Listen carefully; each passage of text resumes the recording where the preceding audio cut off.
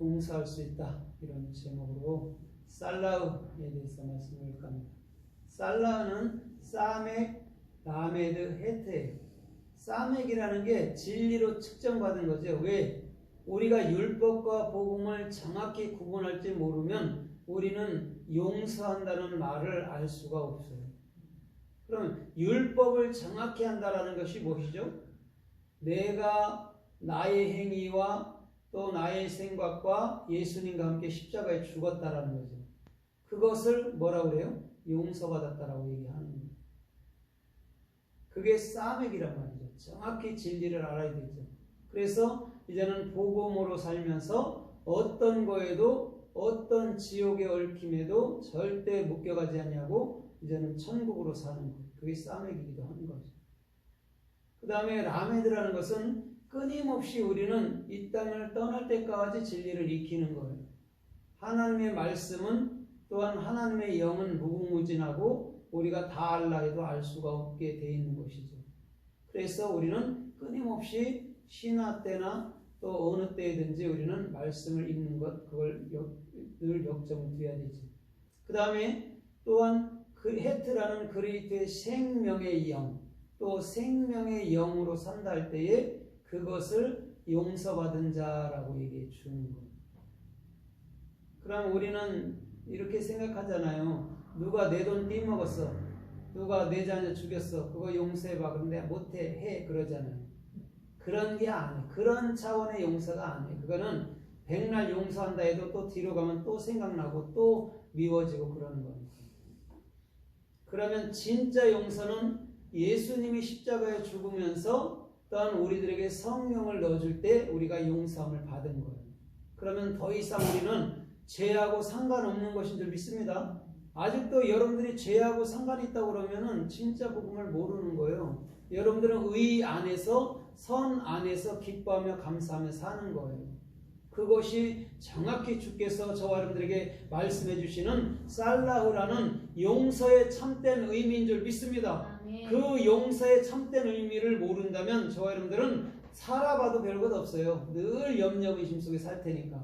그러나 그것을 정확히 안다 할 때 우리는 염려의심이 아니라 마음의 기쁨과 평안과 은혜와 권세와 능력과 담대함 속에 살 수 있는 축복이 있을 줄 믿습니다. 아멘. 그래서 시편 32편 1절로 2절에서도 뭐라고 그래요? 그 불법과 죄를 가리운 자는 복이 있도다 가르쳐 말해주면서 뭐라고 그래요? 저는 주님 앞에 아무것도 한 일이 없다라고 얘기해 주는 거예요. 여러분들 우리가 한 일이 뭐가 있나요? 우리가 한 일이 없어요. 주님께서 십자가 져주시고 우리 안으로 들어온 것이란 말이죠. 그거를 우리가 믿고 그것을 우리가 알아질 때에 우리는 복 있는 자라고 얘기해 주는 거예요. 그래서 저와 여러분들의 중심은 절대적으로 죄니 악이니 선에 대해서 저와 여러분들의 모든 것에서 벗어나서 오직 주님의 참선이라는 의의만 따라 살기를 주님의 이름으로 부탁드립니다. 그 가운데는 실수하도 괜찮다라는 거예요. 실수 때문에 또 눈물 뿌리고 여러분들 참으로 괴로워하지 말고 실수한 것 같거들랑 빨리 말씀 안에 말씀 중심으로 돌아오면 되는 거예요. 그게 회개된 자의 삶인 줄 믿습니다. 그것을 모르면 계속 눈물 뿌리고 또 그 죄 짓고 또 눈물 뿌리고 또 그 죄 짓는 거예요. 그거는 불교에서 하는 일이에요. 우리는 참으로 정확히 예수님의 십자가에서 회개가 예수님이 완벽하게 이루어졌다는 걸 안다면 실수할 때에도 근본 말씀의 본체로 돌아와서 주께서 원하는 생명의 존귀한 길로 걷기를 주님의 이름으로 부탁드립니다. 그 자만이 오늘도 회개 속에서 또한 회개를 알고 오늘도 기쁨 속에서 주님의 길을 쫓는 그런 의의 후사인 줄 믿습니다. 그래서 마태복음 9장 1절로 6절에서도 보면 예수님께서 중풍병자를 치료해주면서 내 죄 사함을 내 용서함을 죄를 용서함을 받았다라고 분명히 얘기해주고 있어요. 그때 서기관이 이렇게 말한 적이 있습니다. 찰람때도다. 감히 이러면서 찰람때도다라고 예수님께 향해서 말한 적이 있어요. 그때 예수님이 이렇게 말해요. 인자로 말미암아 죄를 사하는 권능이 있는 것을 알게 하려 함이라고 분명히 얘기해주고 있는 거예요.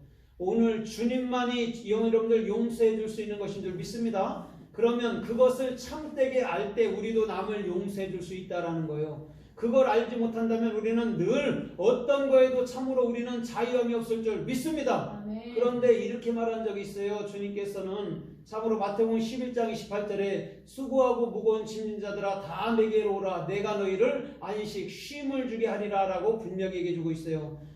여러분들 참으로 수고하고 짐지는 것이 무엇일까요? 수고하고 짐지는 것이 스스로 율법적인 행위로 내가 구원받지 내가 회개하지 이런 거라는 거죠. 그것을 주님께로 오면 주님께서 모든 짐 맡아주시고 또한 우리들에게 안식, 쉼을 주시겠다는 말인 줄 믿습니다. 아멘. 그러면서 예수님께서 하신 말이 있다면 이런 거죠. 내 짐과 내 멍에는 쉽고 가벼움이라고 정확히 얘기해 주는 거예요. 여러분들 주님의 멍에 짐, 주님의 여러분들 참으로 가벼움이 무엇일까요? 오늘도 그 십자가를 믿어지면 된다는 말인 줄 믿습니다. 오늘 그 자가 참된 안식 속에서 모든 죄를 그친 또한 모든 삶을 용서해 줄 수 있는 삶의 축복이 주님께로부터 임하여 온다는 말인 줄 믿습니다.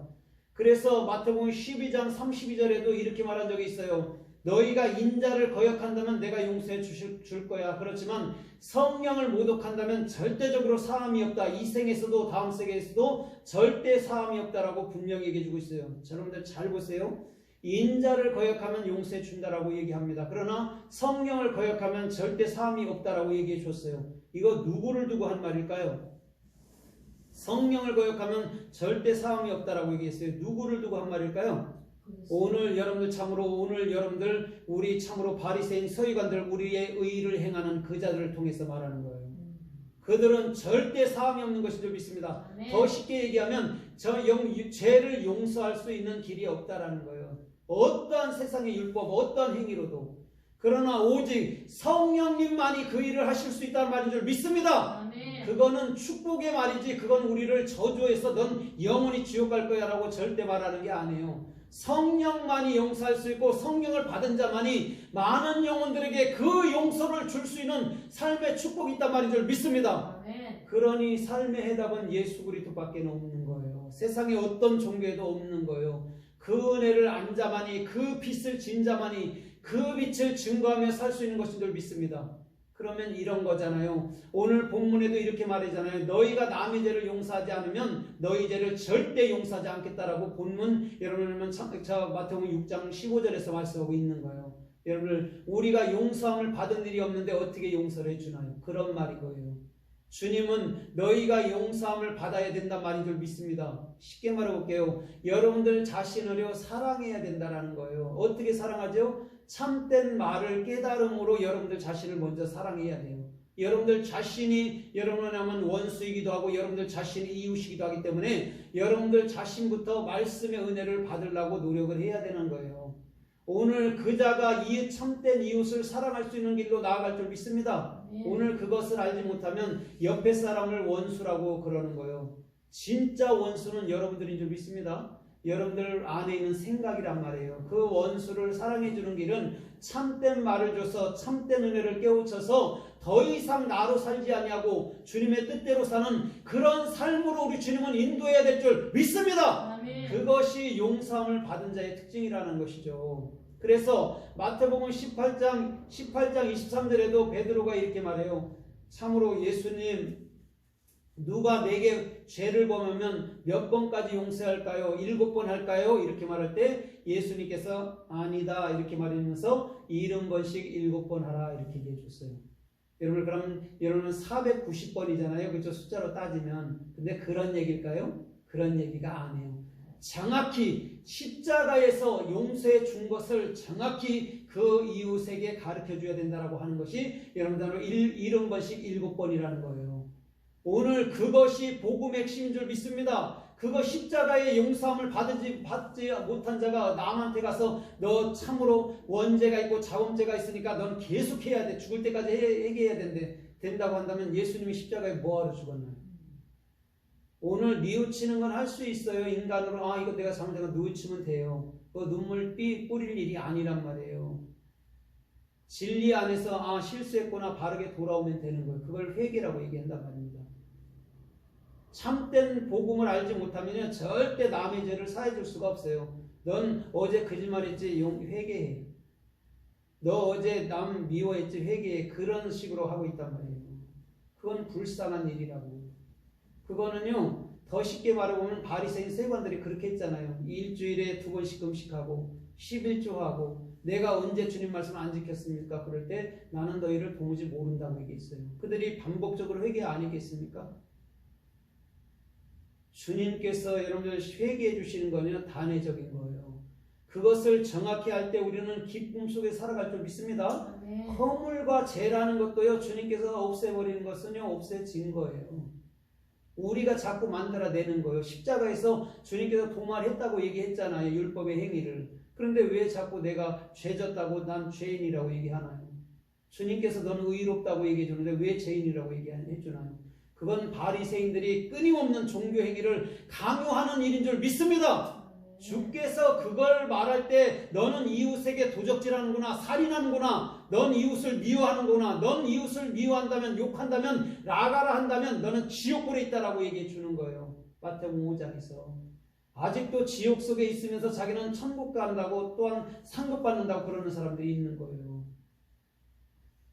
우리는 천국 안이 다 여러분들 것인 줄 믿습니다. 아멘. 여러분 받으려고 천국을 가려고 노력하는 것은요 어불성설이에요. 우리는 천국이 된 자란 말입니다. 이거를 모르면 죽을 때까지 여러분 종교 생활하는 거예요. 여러분들 종로로 하고 싶어요? 자녀로서 권세를 누리며 살고 싶어요? 자녀로서 네. 용서 못 받은 자는 종이라